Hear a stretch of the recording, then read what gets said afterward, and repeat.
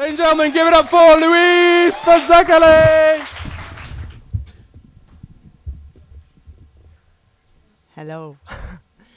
There was a prompt to write a poem about a horse, and I thought, I haven't got any poems about horses. I don't live in a rural community. I'm not well off. And then I remembered, and this is what I wrote. It's called Angies Horse. Estate rats, we run the maze with ease to a triangle of green between the high-rise flats. This girl, she brings the horse from nowhere. This young, brown horse to our arena. A sign pauses in its fall. A stuttering tick at 10 past. No all games allowed. Too hot to stay in sardine pack. The families are out. The pensioners asleep, leaving us, the in-betweens. We line up to take turns. Angular boys, streaks of girls. Angular boys, streaks of girls. Shut the fuck up, you'll scare the horse. When so much glass has been smashed, the fragments are beautiful. Our alleys and ginnels and cut-throughs are a tarmac sky, waiting for waves of change, a gallop of children, the sea. We rub each other's tide marks, a circumference of cheap. And I have never ever been on a horse. My go goes too quick. And I don't vault A-starred from this carousel, 'cause wooden desks don't work as wings. Instead, I watch perms bounce until the sweating horse has had enough. They don't want us to be winged horses. They want us to be wolves or sheep, easily led or benefits cheats. But we rise from Benefits Street, for we find constellations to leap.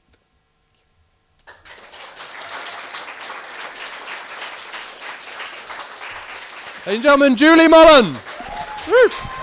I want to be taken up the Shard.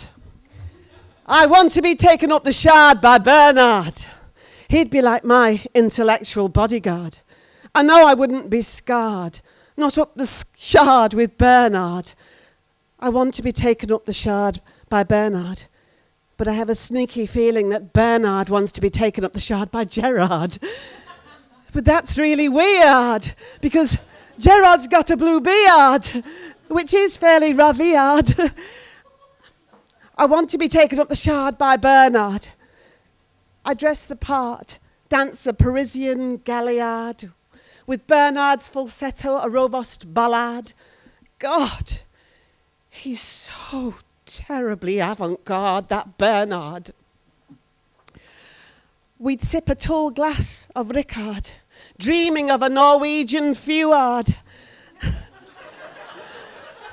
if it got a bit awkward, I'd bring out his blinking dartboard, proving that I am a romantic dyad. I want to be taken up the Shard, but in truth, Bernard's a bit of a bastard. He'd rather have a pint, that bloody drunkard. He called me a Lancashire dullard, and I started crying, my mascara all smeared. He said, I'd rather be with a lump of lard than take you up the Shard. Well, that's when I got out my trusty custard, flinging it at that bubble-hatted Bernard. You know, next time I'll take myself up the Shard. That can't be that hard. Okay, cool. Who's been to Shoreditch before? What is that about? I don't know about you. You might be a bit cooler than me, but I go to Shoreditch. Every single one of my mates have their birthday in Shoreditch. And I go to a bar and I'm like, what is this? I feel like the most uncool person ever. I've got my Grease attire on tonight, but normally I look like a primary school art teacher, and I think, what the fuck have we come here for? It's the most pretentious place in the world. And I wish that we'd stayed in our grubby little local, basically. So I wrote this. So this is for the bar staff tonight, because this is a proper grubby local and it's great and I love it. But clean in the toilets, but you know what I mean. So we ditched our grubby little local for a tarted up boozer in Shoreditch. A bar. A boozer, a poncy place with Moroccan cushions and leather bar stools that swivel. And we ditched the familiar smell of stale beer and sodden bar towels for a molten orange glowing countertop with bar written in neon lights on top of a fish tank, okay? Home to 5 of the most miserable marine creatures I had perhaps ever seen. Poor boozy barfish, you're just taking it all in. So we ditched the rabble and the riot of our West End local for a bunch of moody indie kids with shit haircuts rolling cigarettes and posing as the singer / actor / part-time model. Girls in green barber coats with bird nest hair sipping brown ale when really they would like a Bacardi Breezer secretly, and I know this. And everyone's so worldly and fucked up and cool, and they love it here because it's retro, yeah, because it's old school. And they burn incense sticks so you can barely tell your pint from sandalwood. So we ditched our plump, busty landlady who sweats under bright lights and breathes heavy as she pulls me a pint. I love her, okay? I love her. We ditched her for an indie Cindy barman dressed in grandad-style knitwear, a dicky bow tie and Topshop's finest pair of thick black glasses. These are prescription, they are real, okay? Topshop's finest pair of thick black glasses, too big for his face. You look a bit like Jarvis Cocker, mate. He's mechanic and uncharming. Looks alarmed when I ask him, what's your cheapest pint, mate? He goes, well, like, because actually, like, we only do, like, bottles of beer, and they're all, like, £4. Great. Thanks. So, it's all very dark, okay? And I take in the candlelit ambience with random objects like a mannequin and a moose head wearing a top hat and lampshades like my fucking nan had. I'm drinking beer in a bar with no atmosphere. So I begin to miss the local pub's jukebox mix of funk, punk, folk, the occasional Irish, the local sing-song, soft souls beating on battered carpet. And I ditched it for Shoreditch.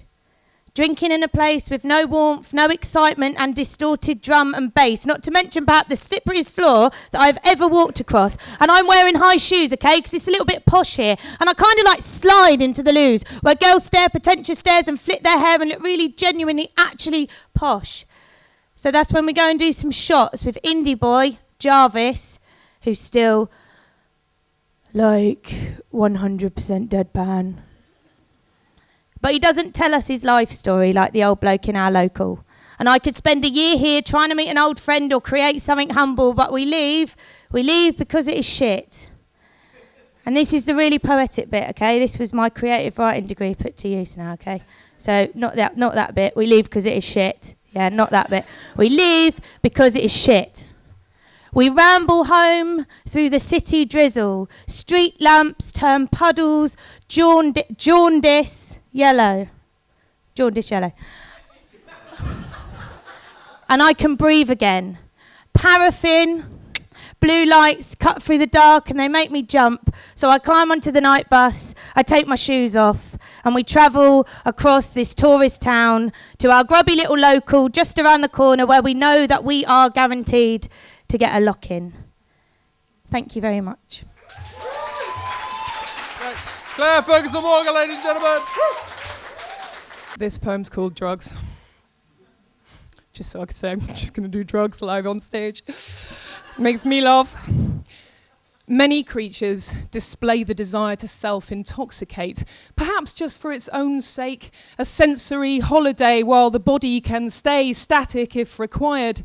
Fruit fermented, monkeys demented, soporific plants, rabbits in a trance, hit from a bong. Oh, me completely gone. Desperate to look cool, a teenage fool with bells on. Genetically tweaked, grown to freak out. Dopamine levels release in a devil's. A spluttering bout, I almost passed out. Onto the armchair I had to hold to prevent a mental implode. Cognitive receptors fired out the message to talk and I managed. I've just got to walk back to my room now. Somehow leg muscles responded, feet first, head last, brain unhinged, binged on THC-ing a montage of every horror movie ever consumed. Here now, back in bed, falling into the abyss where my head used to be. Freddy Krueger slicing at my flesh, all the way back to Bambi's mother's death. Oh my God. Focusing in now on some bodily discomfort, small at first like a seed, soon watered with paranoia, and a tree bearing fruits of pure terror, ripe and ready to fall into complete para-hypo-schizo disorder. I let out a scream, ah! Something a little bit like that. Primal and raw, it ripped through my skin and was also heard next door. One of my mates came round, mashed out of his mind. I insisted, I'm dying, oh my God! And that he had to find a telephone and dial 999. And it actually happened. I was whisked away in a whirl of white fabric, glared at by nurses, heard doctors' curses. I insisted no substance inhalation had occurred, but my ginormous pupils did more than infer this was not the case.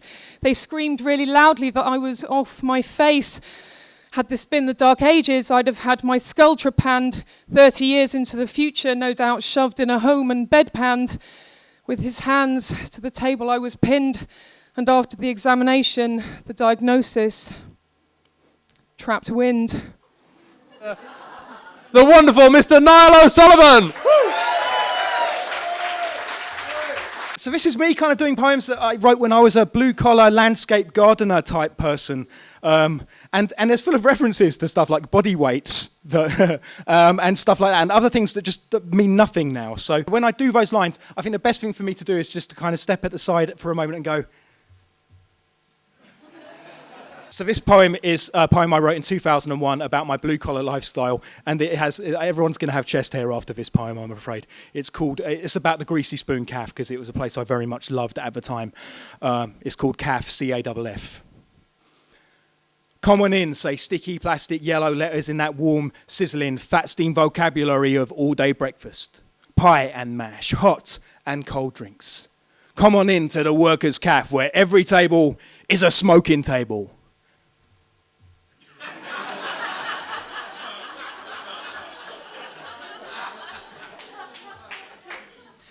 Where you can be that 14 and a half stone. Little fucker. Of unshaven, callous-palmed, hungover, unapologetic masculinity that this skimmed cappuccino society wants to castrate and send to a counsellor. Come on into the last bastion of that page-free front where you can eat your beans, then break your wind, then look to your colleague as if you have just done a rare and wonderful thing. Where you can ask for 3 sugars without having to repeat yourself. Where the toast is loaded with so much butter you could lubricate a chainsaw with it. Where you can leave the Daily Sport open at whatever page you like, apart from the horoscopes. And where you can slag off your boss all you want because you know he's up the road at the Pret a Manger. Come on in for full English breakfast, £2.20.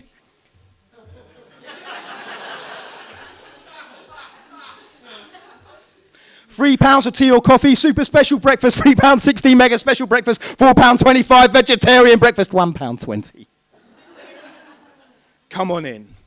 Bring your headache. Bring your divorce. Bring your 5-day beard. Bring your big, beautiful guts. Bring your eyes red with whiskey and held-back tears. Bring your near-relegation, second division hopes. Bring your pawn shop refuse dreams. Come on in. Take a seat. You don't even have to wipe your feet because hygiene is not your main concern. Yeah, we know. That's why we stopped buying soap for the bogs about a decade ago.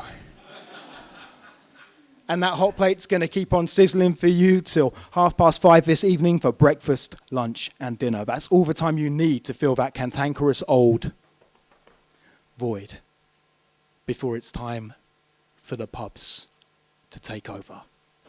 Thank you. Welcome to the stage, Mr. G! Woo! I think I want to calm things down, and I just want to tell you a nice little gentle nursery rhyme. So this poem is called Seashells. She sells seashells by the seashore. But the seashells that she sells forms the core of life's law. So instead of seashells, let's say hardcore or raw. Narcotic retail that she stores and hoards, for financial details can cause the law to ignore the male or females, the rich or poor, who were lured to hop, skip and derail while they score and explore. Meanwhile, she completes sales and overseas tours abroad, where there's Peter Piper, who picks pecks of pickled peppers on plantations improved to export quickly. So instead of peppers, let's say cocoa leaves or poppies that are planted, picked and packaged and managed neatly onto lorries to soon be painfully pushed up asses or swallowed discreetly in a sorry prophylactic packed with stashes to pass with feces in a hurry. So riddle me this and riddle me that. Christmas is coming on them and the mules are getting fat from stomachs packed up high with condoms passed through customs forth and back to dealers waiting back in London who can disappear like Cheshire cats. But they ain't grinning until a product is flushed straight out their system. Then it can be push me, pull you up to every city inside Britain.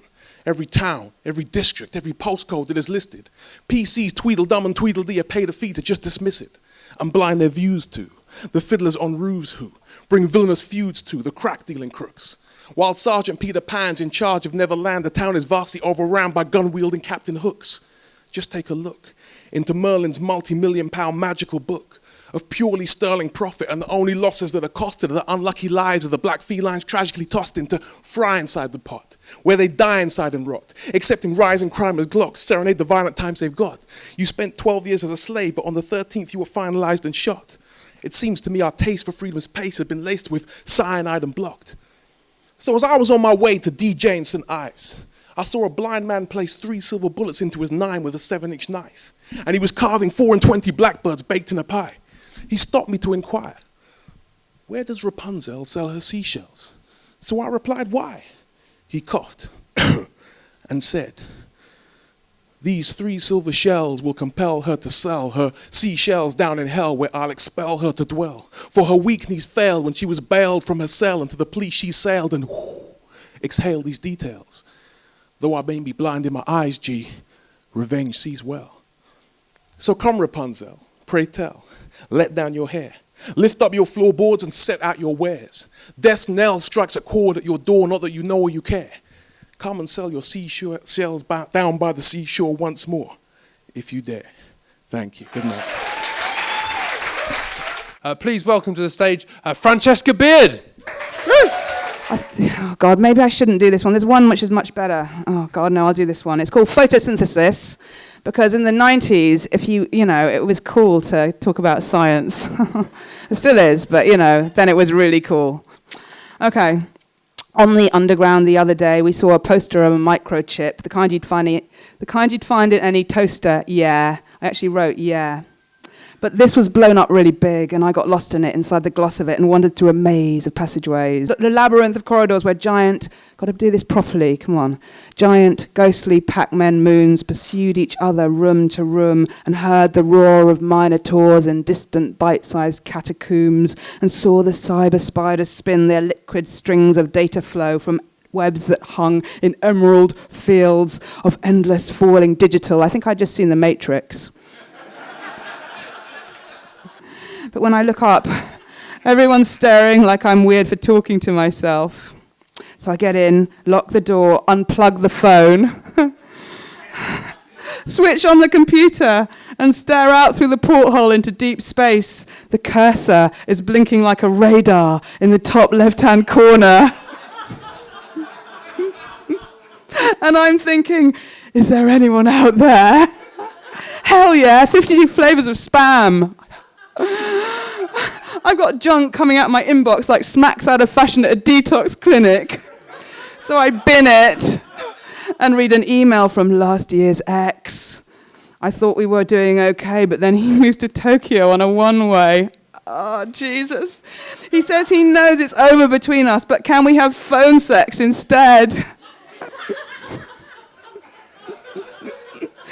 So this is going to be a nightmare of mine again. Oh, what a tempting offer. I can't believe it's not butter. I'm taking you there, right? I'm taking you there. 1-to-1 with a virtual wanker is not my idea of emotional anchor.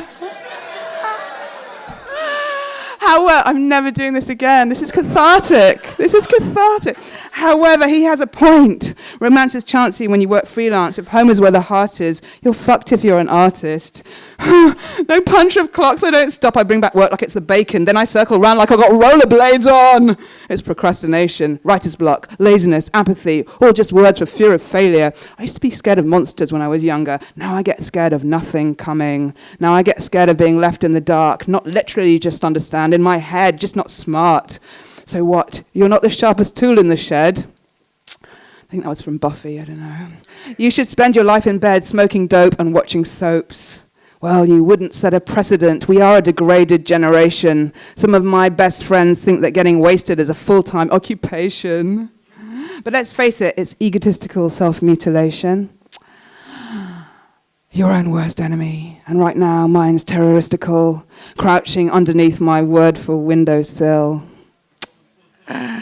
Rising like a liquid to the level of the lack of knowledge. If I wrote in Dutch, then I'd maybe have more courage. I used to bottle it up to write, but my drunk poetry is invariably shite. So I don't get high, I turn the TV on. It's the learning zone, the drug of the nation. Where were you whilst inflation was stabilizing? It's a retrospective on the Thatcher years. Now there was a woman without fears. Doubt wasn't in her language. Someone should go around for tea and put LSD in her Victoria sandwich.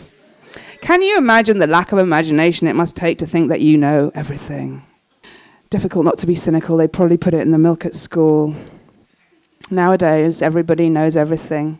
We know the price of ovaries and how hot a supernova is. We've seen the surfaces of Venus and the cells inside a penis. Romance is just the power steering on genetic engineering, and the Holy Spirit is a ghost in the machine of science fiction. So why are we still searching for something that we don't believe exists?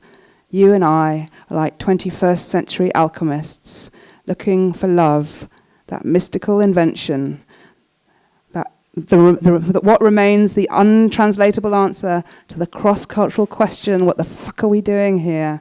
And to use a cliche at the end of the day, love lights up my life. You are my sunshine. But this is photosynthesis.